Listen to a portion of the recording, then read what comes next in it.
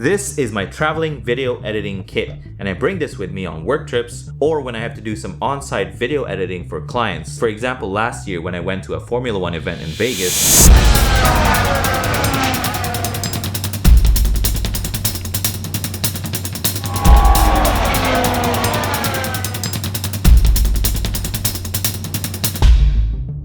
and I was one of the on-location video editors for a corporate client, and I also brought this kit with me on my recent work trips to Hong Kong and London. And I know what you might be thinking, just get a laptop. Just get a laptop. Why am I even doing this? Well, let me break down my kit first, and maybe as I explain why I chose what I chose, you'll begin to understand why I have this traveling kit. And just to clarify, I do not edit on the go. I set up this kit at a hotel room, Airbnb, or wherever the event is taking place. I find a spot and set up there. This kit also happens to be my home studio video editing kit. The keyboard, the mouse, the Mac Mini, and even the monitor. When I'm traveling, this is my main monitor, but here at my home studio, it's my side monitor. Anyway, I can't show off all the secrets just yet. Let me break down the kit. Starting with the bag. This is the Air Travel Pack 4 X-Pack 35 liters. I chose a travel bag specifically because on longer trips I usually have a check-in bag, so this becomes my carry-on. It's tough, it's durable, water resistant, super comfortable to wear, and yet it's surprisingly light for its size. But we'll break down the bag once I start packing everything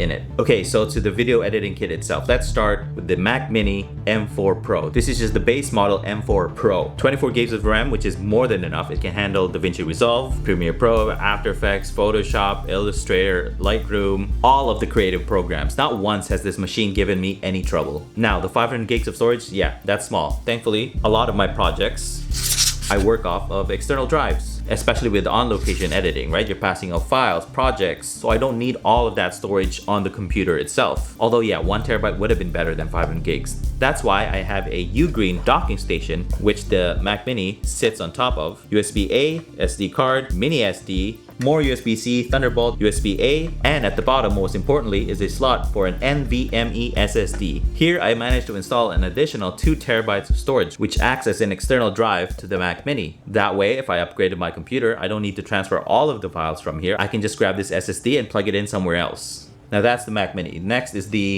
let's save the monitor for later. Keyboard. This is the Low-Free Flowlight 84, a low-profile mechanical keyboard that is oh so satisfying to type on. Listen. It's so buttery, creamy, and thocky, not your traditional mechanical keyboard which goes click, click, click, click, click, click. And it's low profile, so it packs away easily, but I also like low profile keys because the travel distance, here. This is my other mechanical keyboard, very, very clicky. And the travel distance, you have to press further, deeper compared to this. And this is a full-size keyboard as well, compared to the depth of that. Another thing I love is this knob right here, volume up and down. Now on to the mouse. This is the Logitech MX Master 4. I've owned every single version of this mouse, Gen 1, Gen 2, Gen 3, and now Gen 4. I just find this very comfortable to hold and use. I've been video editing for 15 years now, and I've had my fair share experience with tons of mice.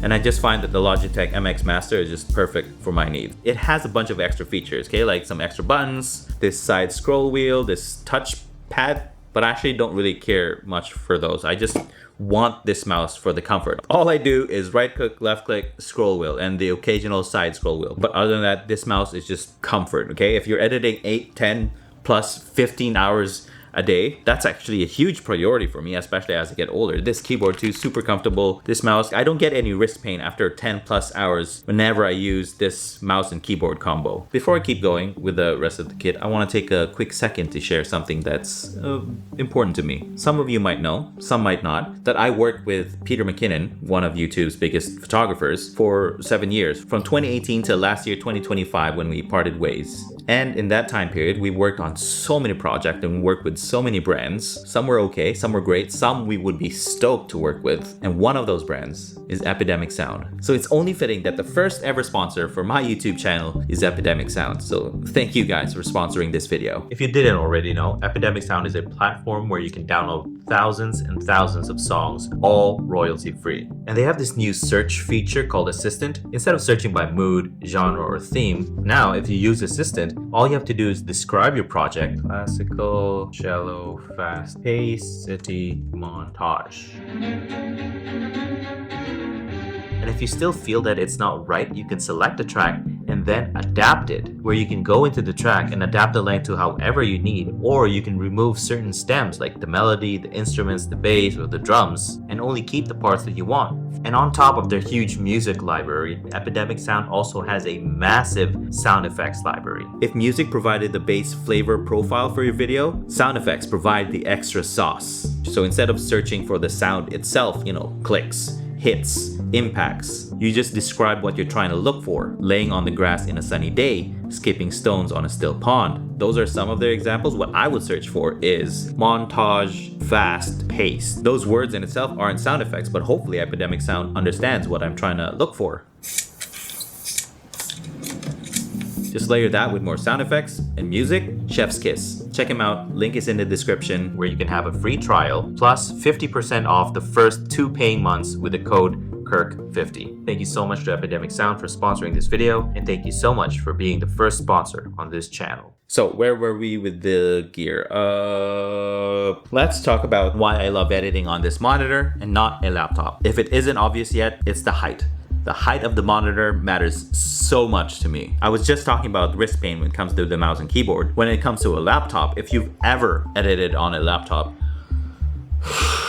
I don't know how you can go editing on a laptop for hours, man. My neck would strain. Just either you look down or you just hunch over trying to look at your screen. You could tilt your laptop screen, sure, but still, you're still looking down, which is insane to me. This on the other end, look where my eye line is. Okay, I'm looking at the monitor. I'm not looking down. And that's not even the best part. Earlier, you saw it flip once, right? And then it auto-rotated. But look, it's perfect. I'm not looking down at all. I know it looks ridiculous, okay? But if whatever works for my neck, I can be editing on site for hours like this. Sure, it's a tiny screen, but I'm traveling, so I put up with it. As long as my neck doesn't hurt, okay? This is the Satsu Flip Action Pro 16. It has a resolution of 2560 by 1600 and a refresh rate of 120 Hz. If you want more resolution, they actually have a 4K version, but the refresh rate is around 60, I believe. The image quality on this monitor is actually pretty good. The color accuracy too. I mean, at least to my eyes. I'm not one to pixel peep, so I have no complaints about the monitor whatsoever. Another thing I love about this monitor is all you need is one cable to feed the display and power. I don't need to bring a power brick for this thing or an HDMI. USB-C cable right there, just one. Very clean, very unassuming, very much out of the way. And for the Mac Mini as well, it's a single braided cable with no power brick. That's why I love the setup. And there's one more thing that this monitor does. It packs down so flat. Look at that, the thickness of that screen. So yeah, let's pack this all in the bag. Oh, before I forget, for headphones, I use the Sony XM5s. This gets a little tight after a few hours, but I'm traveling, so I need the noise canceling for the plane, or if I'm editing and there's a lot of distractions, this is really good for, shutting out the world so you can lock in. Oh, I feel like editing right now. Anyway, yeah, let's pack it all down in the bag. All right, I unplugged everything. First things first, let's fold this one down and I'll show you how it packs away. Magnets. Look at that, so flush, so thin, so flat. Okay, let's grab the bag. The monitor goes right here in the laptop sleeve. The Satsu monitor comes with a fabric case, but because the back here is padded and felt lined, I don't think I need to bulk up my carry by adding a case. Still plenty of room for an iPad, for a laptop even, lots of room. In the front pouch goes the low-free Flowlight keyboard.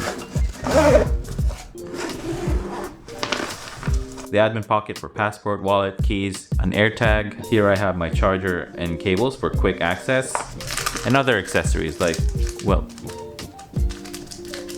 tissue and, some wipes, because, it's important for emergencies. As you can see, big empty pocket in high vis orange. This is pretty typical for travel bags because you usually have packing cubes and clothes, but since I'm using it for equipment or tech, I'm gonna need a rigid padded camera cube. This one is from Nomadic and it fits perfectly. In here, I already have an extension cord because, you never know when you need it. Power adapters. Over here, I put the Mac Mini M4 Pro. In this slot, the Mac Mini power cable and the monitor USB-C cable. The mouse goes over, whoa, this shouldn't be here then. The mouse goes over here, this can move over here. External SSDs and more cables. Oh, forgot about my headphones because I need this on the plane.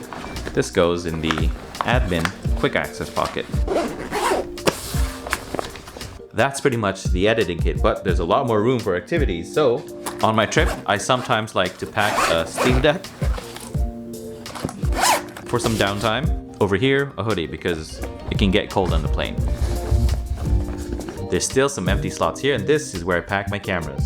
DJI Osmo Nano, Insta360 Luna Ultra. As you've seen in some of my videos. Sony RX100 Mark 7 with spare batteries in a charging case.